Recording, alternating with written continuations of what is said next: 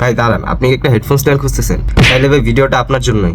আপনি যদি খুব রিচ কিড না হয়ে থাকেন তাহলে এত দাম দিয়ে এইসব হেডফোন স্ট্যান্ড কেনার কোনো দরকার নেই। চলেন আপনাদের একটা হোমমেড হেডফোন স্ট্যান্ড বানায় দেখাই। এটা দেখতে কিছুটা এরকমের হবে।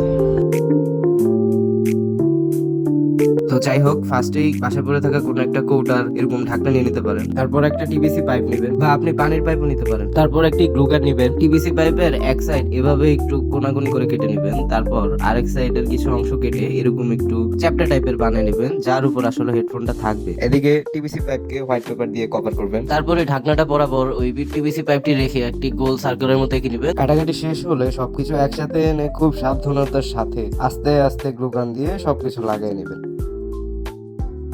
আজকের জন্য এতটুকুই। ভিডিওটি ভালো লেগে থাকলে অবশ্যই লাইক দেবেন। অন্য ধরনের প্রশ্ন থাকলে অবশ্যই কমেন্ট করবেন, আমি রিপ্লাই দিব। আর চ্যানেলেও তোমরা থাকলে সাবস্ক্রাইব করবে। Thank you so much.